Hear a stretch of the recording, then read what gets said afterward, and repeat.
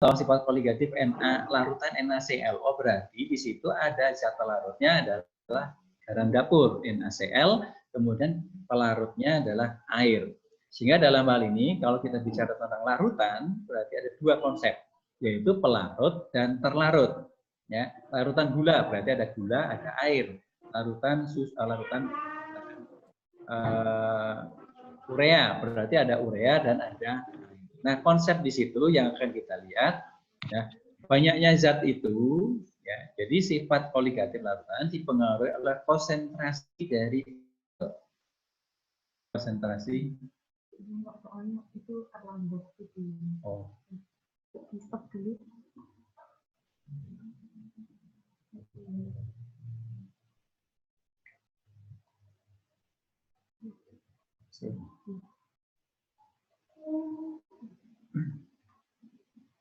Tidak. Belum.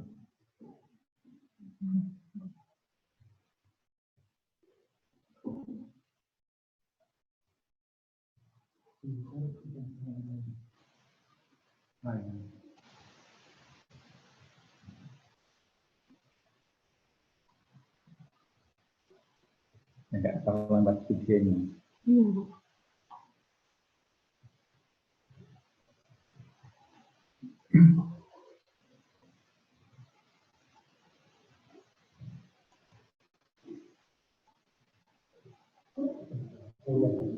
Sudah, oke. Maaf teman-teman ada semuanya, ini tadi ada terlambat ya videonya itu yang kita share itu ya. Baik teman-teman semuanya, kita lihat sini, silakan nanti Anda sediakan alat tulisnya gitu ya. Oke, kembali ke ini. Ya, sifat koligatif itu merupakan sifat yang tergantung pada banyaknya zat. Nah, banyaknya zat ini nanti diukur dari apa? Konsentrasi, molar, fraksi mol, dan persen. Ya, dan persen. Cuma di kondisi semacam ini nanti yang persen nggak saya bahas. Ya, kita hanya membahas tentang molar, dan fraksi mol. Ya, dan kondisi pembelajaran yang terbatas, nanti saya tidak akan membahas tentang persentase berat ini. Nah, kemudian kita di sini molaritas. Molaritas itu apa? Yaitu banyaknya mol zat yang terlarut dalam 1 liter larutan. Sehingga di sini adalah volume. Ya, mol sendiri kan gram per ml gitu ya. Sehingga kalau kita tuliskan sebetulnya M itu sama dengan N per P. Jadi N per P. Anda tambahkan di situ. Karena pen saya nggak bisa. Jadi di sebelah kanan ini ya N per P. Jadi Anda tulis bahwa molar itu adalah N per P. N itu adalah gram per mol, gram per ml gitu ya, gram per ml. Volume itu jadikan liter. Ya. Cuma nanti kita menggunakan ini jika bisa. Sehingga kadang-kadang simbol itu C di sini. C sama dengan N per P. Di kelas 2 itu sudah ya. Jadi molar itu kan sama dengan N per P. Gitu ya. Nah, kita gunakan di sini. Nah, kemudian bedanya dengan molar itu apa? Kalau molar itu banyaknya mol zat yang terlarut dalam 100 gram pelarut. Ya. Jadi kalau ini adalah 1 liter larutan, berarti totalnya itu, kalau saya gambarkan beginilah. Kalau gelas itu adalah 1 liter, gelas itu 1 liter, berarti Anda membuat larutan gula, gulanya Anda masukkan dulu, kemudian Anda tambahkan air hingga penuh 1 liter itu. Itu adalah molar. Bedanya dengan molal apa? Kalau molal itu banyaknya mol zat yang terlarut dalam 1000 gram pelarut. Artinya apa? Airnya itu 1000 gram. Massa jenis air itu satu ya. Sehingga apa? Kalau kita hitung molaritasnya, bedanya begini. Kalau molaritas tadi itu air sampai penuh, jadi gulanya dimasukkan, kemudian tambahkan air sampai penuh. Kalau molalitas itu tidak. Misalnya kita melarutkan 250 gram gula lah, gitu ya, 250 gram. Kemudian tambahi 1000 gram, 1 liter air. Yang terjadi apa? Bludak. Ya, maka dalam hal ini molalitasnya menggunakan yang lebih besar lagi wadahnya. Sehingga kalau tadi 250 yang molar itu 250, tambahkan air hingga penuh 1 liter, gitu ya, sehingga totalnya itu 1 liter. Ya. Tapi kalau molal itu nggak mau tahu, namanya berapa bludak kayak dan seterusnya itu nggak mau tahu. Pokoknya 250 tambah dengan 1000 gram atau 1000 mili itu nanti otomatis ya kalau melihat volumenya jelas lebih. Jadi itu molalitas, sehingga perbedaannya di situ. Kemudian fraksi mol. Fraksi mol adalah jadi mol zat yang terlarut, misalkan mol gula per mol gula tambah mol air. Jadi Na per Na plus NB. Begitu pula kalau fraksi mol air, berarti yang atas di sini adalah mol air, ya dibagi mol air zat terlarut ditambah dengan mol pelarutnya di sini. Mol total lah gitu. Nah ini mengenai perbedaan antara molaritas dan molaritas. Atau secara mudah nanti di sini menggunakan gram per ml kali 1000 per massa pelarut, di sini gram. Kalau tadi di sini molum mili dalam bentuk mili. Tapi kalau dalam bentuk liter bisa aja langsung dibagi. Oke ya, teman-teman paham itu ya. Jadi antara molaritas dan molaritas. Kalau fraksi mol nanti ini. Jadi mol zat yang terlarut, gulanya itu berapa mol, kemudian dibagi dengan mol gula tambah mol air. Itu sekilas itu. Persen berat itu nggak usah saya bahas ya dalam kondisi macam ini. Itu saya anggap nggak esensial gitu ya. Oke, kemudian ini contoh sederhana. Itu molalitas larutan yang dibuat dengan melarutkan sekian gram dalam sekian gram. Berarti di sini adalah gram yang dilarutkan, yang ini adalah gram pelarut, sehingga nanti ketemunya tinggal ini. Jadi di sini ada sekian gram dibagi mr kali 1000 dibagi ini, ketemu m. Molalitas itu mol kecil ya. Kemudian ini juga sama yang soal nomor 2 ini, itu massa HCl ya yang diperlukan untuk membuat suatu larutan. Molalnya sudah diketahui, airnya sudah diketahui, berarti kita nyari ini. Ya, ARH itu 1, Cl itu 35,5, O itu 16 mR-nya. Sehingga nanti dicari mR-nya dan ketemu. Gitu ya. Kemudian yang berikutnya untuk nah ini suatu larutan mengandung sekian glukosa dan sekian asetat, kemudian sekian air. Berapa fraksi mol masing-masing? Maka kalau kita lihat di sini fraksi mol masing-masing, itu enggak jalan ya. Oh, jawabannya ini ada. Oke. Terlalu lama ya.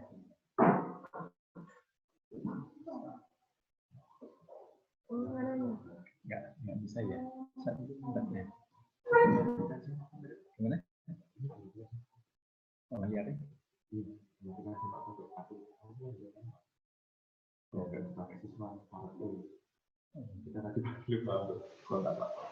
Sini, Mas, bisa enggak? Ini berarti sudah mati. Enggak pengen. Oh, filenya toh. File. Oh, filenya. Oh.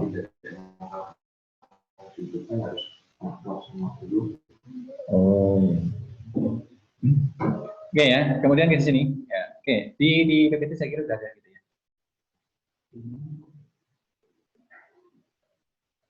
Nah ini, jadi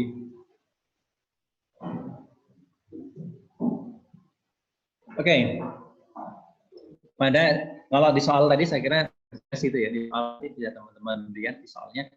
Kemudian untuk larutan non elektrolit ini penurunan tekanan uap gitu, penurunan uap ini tekanan uap itu apa gitu ya, tekanan uap ini saya jelaskan supaya nanti paham. Tekanan uap ini adalah tekanan yang ditimbulkan pada saat molekul-molekul suatu cairan akan berubah menjadi molekul-molekul uap. Jadi kalau kita masak air itu prosesnya dari mendidih gitu ya, mendidih itu, jadi dia meninggalkan permukaan, maka akan menimbulkan tekanan, ya, menimbulkan tekanan. Sehingga kalau kita lihat itu biasanya kalau yang ceret, kalau masak pakai ceret yang pakai bunyi kan biasanya ditandai dengan bunyi gitu ya, atau misalkan ada tutupnya yang terangkat-angkat. Gitu. Nah, tekanan yang ditimbulkan oleh zat cair ini disebut dengan tekanan uap. Jadi air berubah jadi uap, maka dia tekanan uap. Nah, pada saat tekanan uap di situ, molekul-molekul air itu di situ jumlahnya tetap. Jadi kalau di ruang tertutup, maka tidak ada uap yang keluar, maka di situ akan terjadi jenuh. Jadi kalau kita tutup rapat, maka di sini air ini akan menguap, kemudian akan membentuk butiran-butiran uap air yang di dalamnya itu di antara air dengan tutupnya, maka tekanan disebut tekanan uap jenuh. Jadi tekanan uap jenuh. Jadi pada saat jenuh, artinya di situ molekulnya tetap tidak berubah. Nah ini, Sehingga penurunannya dituliskan delta P sama dengan XB kali P. XB, XA di sini hanya simbol aja.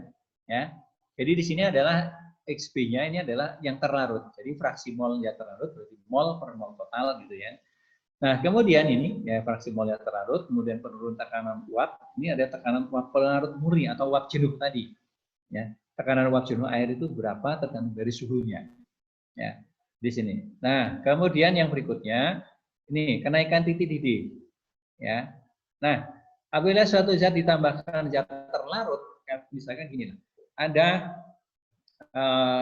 air, kemudian kita tambahkan garam, ya, air tambahkan garam, maka larutan ini akan naik titik didihnya. Ya. Nah, besarnya itu tergantung siapa? Tergantung dari konsentrasinya ini. Tadi garam dapur tadi, konsentrasi molalnya ini.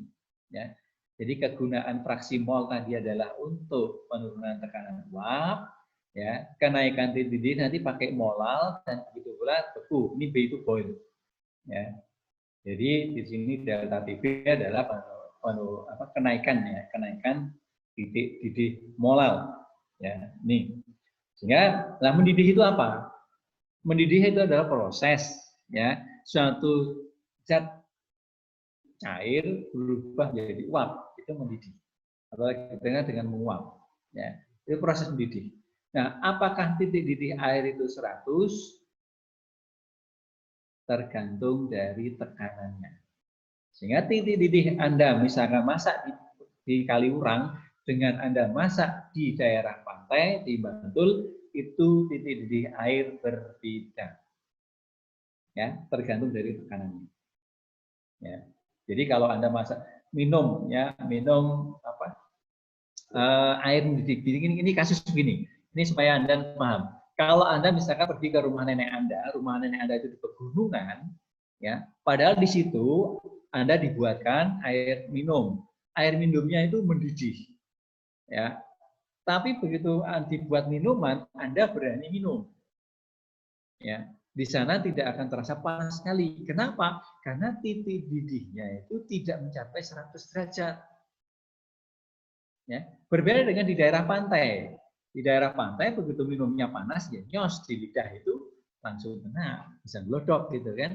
Tapi kalau di pegunungan tidak. Karena apa? Tekanannya di sana adalah sehingga apa? Titik didihnya dia akan rendah, tidak 100 derajat. Nah ini ya. Sekali lagi, jadi titik didih air itu apakah 100 derajat tergantung dari suhu. Ya, kalau pada suhu kamar itu 100 derajat. Nah, perubahannya itu nanti akan tinggal naiknya. Naiknya berapa kalau kita tambahkan garam? Itu disebut dengan delta TB. Ya, di sini. Nah, kadang-kadang teman-teman semuanya, ini ibu-ibu Anda, ya ibu kita ini kadang-kadang masak gitu ya, misalkan masak daging. Masak daging itu dari awal sudah digodok, bukan di air mendidih. Nah, itu sebenarnya merusak protein. Ya. Kalau masak, gitu pula kalau Anda mungkin masak sop. Masak sop itu kalau bisa apa? Bumbunya dimasukkan lebih dahulu. Garam dan seterusnya. Supaya apa? Nah, nanti sayurannya tidak rusak. Ya. Karena kalau ini dimasukkan, suhunya otomatis dia di atas 100 derajat. Kalau di atas 100 derajat, begitu sayur dimasukkan, maka dia akan segera matang, tidak terlalu lama sehingga tidak merusak protein yang di situ. Ya.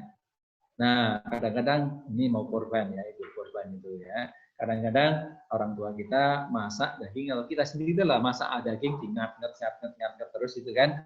Padahal daging itu proteinnya tinggi. Ya. Benar enggak? Daging itu proteinnya tinggi. Kok tahu gitu kan proteinnya? Ciri khasnya begini sederhana, teman-teman semuanya. Kalau Anda makan makanan yang mengandung protein, kadar tinggi atau proteinnya tinggi, itu air seninya akan pesing. Pesing tahu ya? Ya bau amoniak itu. Karena apa? Nitrogen yang ada di protein itu diubah menjadi amonium. Sehingga itu akan kelihatan sekali. Pada saat kurban nanti pasti air seni Anda akan lebih bau. Ya. Begitu pula ciri khas yang lain, misalkan protein yang ada di dalam telur. Ya, itu ada santoproteat. Ya, santoproteat itu apa? Di situ menghasilkan belerang. Kalau Anda makan telur, ya baunya seperti itu. Ya, bau telur busuk itu. Karena apa? Di situ ada belerangnya. Nah, kembali ke sini teman-teman semuanya. Ya. Jadi di situ ada kenaikan titik didih. Nanti untuk penurunan titik beku juga sama, ya. Jadi di sini apabila kita tambahkan zat, maka titik didihnya akan lebih dari 100. Begitu pula titik bekunya tidak 0, tapi nanti di bawah 0. Ya, di bawah 0 titik bekunya. Nah, ini ya tadi. Nah, ini penurunan titik beku. Nah, ini juga sama. Jika ditambahkan zat pelarut, maka titik bekunya akan turun. Ya, titik bekunya akan turun. Sehingga kasus itu begini, teman-teman tanya, di daerah Eropa, kenapa bensin kok tidak beku? Ya, karena dia cair. Padahal titik beku bensin itu kan di atas 0, bukan di bawah 0. Ya. Nah, pada saat dia itu di daerah Eropa harusnya beku. Nah, supaya tidak beku, supaya titik bekunya itu di bawah 0 sekali, maka ditambahkan dengan etilen glikol atau glikol. Ya. Nah, sehingga bensin tidak membeku. Kalau membeku ya susah gitu kan. Nah, ini jadi penambahan zat di dalam satu zat pelarut atau pelarut, perlu diingat juga pelarut itu tidak hanya air. Ya, pelarut tidak hanya air. Alkohol juga digunakan untuk pelarut. Seperti hand sanitizer itu ya. Hand sanitizer itu kan alkoholnya ditambahkan dengan apa itu Mbak? Yang lidah buaya apa ya? Yang gel itu ya. Maksudnya apa? Pertama sebagai pelarut, kedua untuk mengurangi. Jadi fungsinya untuk mengurangi penguapan alkohol. Kalau nanti alkoholnya cepat menguap, boros gitu kan, maka ditambahkan ke situ gelnya itu sebagai peningkatnya itu yang pakai lidah buaya itu ya, bisa macam-macam lah itu, tidak hanya lidah buaya saja. Oke, ini sini ya, delta TF sama dengan ini molal yang dipakai kali KF. KF itu tetapannya. Tetapan untuk titik beku biasanya 1,8, 1,86 lah. Kalau titik didih 0,52 itu yang air. Oke, kemudian ini diagram PT. Ya, diagram PT ini apabila kita lihat di sini, ini adalah air, ya. Kemudian yang titik-titik di sini ini adalah apa, larutan. Ingat, larutan berarti ada zat terlarut sudah ditambahkan. Ya, ini. Nah, kita lihat di sini. Kalau kita lihat titik didihnya itu di sini. Ya. Kalau air titik didihnya 100, maka kalau kita tambahkan zat, nah di sini nih. Jadi 100 plus delta TB. 100 tambah berapa, gitu kan? Begitu pula titik bekunya. Ini titik beku, ini yang air, misalkan ini air. Nah, di sini 0 derajat. Airnya 0 derajat. Tapi kalau kita tambahkan larutan, maka di bawah 0. Ini yang disebut dengan delta TF, yang ini delta TB. Gitu ya. Begitu pula kalau tekanan uap, ya, tekanan uap nanti akan turun. Kita ambil misalkan di sini nih. Kita ambil satu pada 100 derajat. Pada 100 derajat tekanannya itu air itu 1 atm. Ya. Kalau kita ambil di sini, maka di sini ini ada tekanan 1 atm. Tarik ke sini. Nah, kemudian kalau kita larutan berarti titiknya di sini. Titiknya di sini. Berarti turun ini. Jadi kalau kita tarik di sini, ini mula-mula, kemudian di sini kedua di sini. Sehingga adanya delta P. Ya. Sehingga tidak ada yang namanya kenaikan tekanan uap, adanya turun. Kalau titik didih bisa naik, titik beku bisa turun. Tapi tekanan itu hanya turun. Ya, ini diagram PT ya. Ini ada tekanan, kemudian di sini ada suhu. Maka disebut dengan diagram PT. Oke, saya kembali ke sini. Ya. Nah, kemudian di sini A ini apa toh, gitu kan? Nah, perubahannya di sini nih, perubahan titik didih, perubahan titik beku. Garis C dengan A ini disebut dengan garis atau daerah titik beku pelarut. Ya, yang CA aksen ini adalah daerah ya perubahan titik beku larutan. Begitu pula yang kanan. AD di sini adalah daerah ya, daerah atau buffer daerah untuk kenaikan titik didih pelarut yang bawahnya larutan. Oke, kemudian yang lanjut di sini tekanan osmotik. Tekanan osmotik ini adalah perpindahan pelarut dari larutan yang lebih encer ke larutan yang pekat ya melalui membran semi permeabel. Kalau kita punya dua pipa kita hubungkan, kita sekat tengahnya. Anda bisa membuat sebetulnya pipa atau menggunakan ini apa sedotan itu ya. Kemudian tengahnya ada kasih sumpeli kentang juga bisa atau wortel. Kemudian yang satu diisi air, yang satu gula. Maka nanti airnya akan kurang. Kemana ini airnya? Dia akan masuk ke larutan yang lebih kental. Kemana? Ke gula itu tadi. Nah, proses di dalam tubuh kita juga sama. Dalam tubuh kita itu kan ada cairan, protein-protein yang kita makan melalui mulut gitu ya. Kemudian diedarkan oleh tubuh kita kan diserap dari usus. Ya, membran semiperennial di sini ada usus. Usus ini zat-zat kimia, ya, zat-zat darah itu yang dimasuk ke dalam tubuh diedarkan melalui darah. Itu melalui proses osmosis. Ya, osmosis itu melalui proses osmosis. Begitu pula ini infus. Ya, dan seterusnya. Begitu pula kalau di pelajaran biologi atau kita di pelajaran biologi biasanya ada kentang, kemudian yang satu dikasih pipa, yang satu pipa, yang satu bisa air, yang satu air gula. Maka air gulanya akan naik.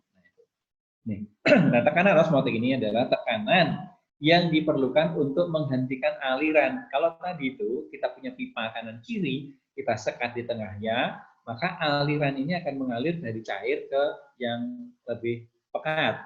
Nah, tekanan yang ditimbulkan untuk melawan ini disebut dengan tekanan osmotik. Ya. Nah, ini kemudian alat yang digunakan untuk mengukur disebut dengan osmometer. Nah, rumusnya gimana? Ini P sama dengan MRT. Ingat bahwa M ini adalah molaritas, sehingga N per T. R ini tetapan 0,082, kemudian T-nya dalam Kelvin. Ya. Ini 0,082, kemudian suhunya dalam Kelvin, sehingga Pi sama dengan MRT. Sehingga secara umum teman-teman semuanya bahwa kenaikan titik didih, kemudian penurunan titik tebu pakainya molalitas. Tekanan osmotik menggunakan molalitas. Fraksi mol digunakan pada tekanan penurunan tekanan uap. Sehingga yang persen nggak usah saya bahas, gitu ya, karena itu butuh yang beli gitu, maka dalam kondisi semacam ini cukup yang itu aja ya teman-teman semuanya. Oke, sekarang bagaimana dengan yang nih ya dalam kehidupan sehari-hari ya, cairan infus ya, cairan infus dan seterusnya. Ini bisa Anda bacalah. Kemudian saya ke sini. Nah, ini tabel juga nggak usah gitu ya, soal latihan. Saya kira sudah di situ ya. Ya. Jadi di sini massa urea dan seterusnya, tekanan uapnya, larutan itu berapa. Tekanan uap itu berarti tekanan mula-mula dikurangi delta P, gitu kan? Atau Anda menggunakan langsung juga bisa. Jadi cari mol masing-masing, ada mol urea, kemudian mol air, kemudian kita di sini biar diberi X air. Jadi rumusnya adalah untuk mencari fraksi mol air, ini adalah fraksi molnya air 10 dibagi 10 plus sekian, ketemunya 0, sekian. Kemudian, nah delta P itu sama dengan ini, ya 0,9 air. Ini P ya, kalau air itu langsung P. P-nya 2, ini P bukan delta P. Dihapus saja ya, deltanya ini keliru nih. Ini dihapus ya. Teman-teman saya ini bukan delta P, jadi langsung. Kalau pakai delta P, ini pakainya yang ini, yang urea. Jadi pakai urea jadi 0,2 per 10 tambah 0,2 kali P0 ketemunya nanti 0,12. Ya, ketemunya 0,12 karena fraksi mol air dan fraksi mol urea nanti jumlah totalnya sama dengan 1. Ini kalau mencari langsung berapa tekanannya, ini deltanya Anda hilangkan. Ini keliru nih, Pak. Jadi P sama dengan P air kali P0 sehingga tekanannya jadi turun. Dari 23,76 berubah menjadi 23,294. Gitu ya. Ini tolong dihilangkan yang delta P. Yang delta P-nya dihilangkan. Jadi Anda tulis saja P sama dengan X air. Kalau mau pakai delta P, ini Anda ganti X urea. Ya, X urea Anda ganti. Oke, kemudian ini juga sama kasusnya. Cuma ini mencari MR. Kasusnya sama lah untuk mencari MR. Karena ini sudah ada di situ, ya, nggak usah saya bahas. Nah, kemudian ini sifat larutan elektrolit, ya.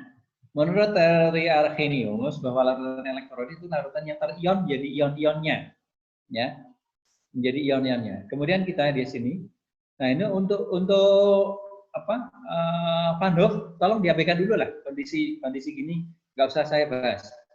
Ya, di soal nanti nggak usah saya keluarkan. Karena kita melihat esensialnya, ini nggak esensial ya. Hingga ini untuk yang rumus Van Hoff, ini saya hilangkan aja. Cuma untuk pemahaman aja, gitu ya. Saya langsung ke sini. Nah, kemudian di sini penurunan tekanan uap sama dengan delta P sama dengan V0 kali XB, ya, kali di sini I. Ini rumus yang bawah ini ada abaikan. Ini adalah katakan jumlah sama jumlah ionannya aja. Jadi ini adalah jumlah ion. Sehingga kalau misalkan NaCl, ya, NaCl itu akan terjadi menjadi Na plus dan Cl min. Berarti banyaknya ion ada Na-nya 1, Cl-nya ada 1, sehingga 2, sehingga kalikan 2 dia. Ya. Rumus yang bawah ya. Ini kita pakai ini kan saja. Kita lihat sini pada yang ionisasi lah. Begitu pula untuk yang titik-titik ini, ya. Titik pakai I. Ambil aja untuk yang kita anggap soal itu adalah untuk elektrolit kuat semuanya atau garam. Ya, maka I-nya ini adalah merupakan ionnya. Ini juga sama. Kemudian yang ini delta P ini dihapus saja yang ini. Yang untuk delta P. Delta P ini I-nya dihapus nanti ya. Nanti akan kita share kembali lah gitu. I-nya dihapus ya. Untuk delta P kita anggap nggak ada I gitu. Kemudian untuk titik didih pakai I, yang beku nggak pakai I, yang ini pakai I. Sehingga yang nggak pakai I nanti adalah yang delta P. Gitu ya. Oke, kemudian ini. Nah, jumlah ionnya. Saya ambilkan CaCl, ini akan terion jadi Ca2+ dan Cl-. Cuma banyaknya ini 2. Sehingga jumlah ionnya ini ada 1, ini 2. Ya. Kalau kita lihat di sini ini ada 0,1, berarti sini ada 0,1 tambah dengan 0,2. Sehingga jumlahnya adalah 0,3. Nah, ini kalau kita lihat sini, kalau di sini 0,1 berarti ini 3 kalinya. Jadi 0,3. Begitu pula yang ini. H2SO4 terion jadi 2H+ dan SO4 2-. Jumlah ionnya ini 2 sama 1. Sehingga jumlahnya 3. Ya. Sehingga ini I-nya ada ganti dengan ini. Ya. Nah, kemudian ini MgSO4 terion jadi Mg2+ dan SO4. Jumlah ionnya ada. Oh, ini keliru ini. Jumlah N-nya harusnya ada 2 ini. Ya. Ada ralat ini 2. Ada 2. Malam-malam ngantuk buatnya, konsepnya keliru. Harusnya 2 ini ya mas. Yang ini ada ganti 2. Tolong diganti 2 ya. Karena ionnya ini 1, ini 1. Ini 2, ini 1. Ya. Ini maksudnya kemarin mau buat soal yang menunjukkan bahwa ini 4, ini 5 dan seterusnya. Ya. KCl ini ada K dan Cl. Jumlahnya ada 2. BOH, Mg-nya 1, OH-nya ini ya jumlahnya 3. Kemudian begitu pula yang ini Fe jumlahnya ada 4 ini Fe-nya, kemudian di situ ada Cl-nya, ini jumlahnya 4. Yang Anda pakai adalah ini. Hingga abaikan rumus tadi yang Van Hoff, langsung aja ke I-nya itu sama dengan N-nya. Sehingga nah, ini untuk faktor Van Hoff.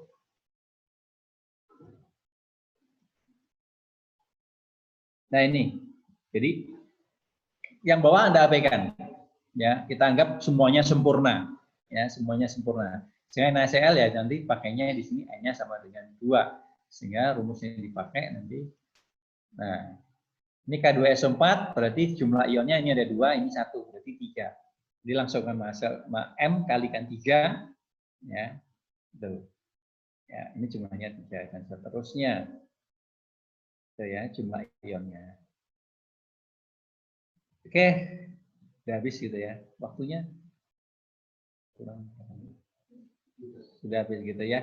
Oke teman-teman semuanya, dengan penjelasan tadi semoga memperjelas ya materi kita semuanya, sehingga dalam hal ini akan mempermudah ya, kalian mempelajari. Kemudian untuk soal-soalnya nanti akan kita susulkan ya. Nah kemarin kita masih mau pakai Google School atau soal biasa gitu. Oke, nanti soal akan saya usulkan untuk soal-soal latihan untuk memperkaya, dan nanti sudah kita kombinasikan dengan soal-soal untuk ujian dari nanti. Oke, semuanya semoga sehat, selalu jaga kesehatan gitu ya. Terus sedikit dari saya untuk memperjelas. Kemarin ada permintaan untuk dijelaskan ya mengenai sifat koligatif pelarut. Terima kasih atas perhatiannya. Assalamualaikum warahmatullahi wabarakatuh. Waalaikumsalam. Waalaikumsalam. Wabarakatuh.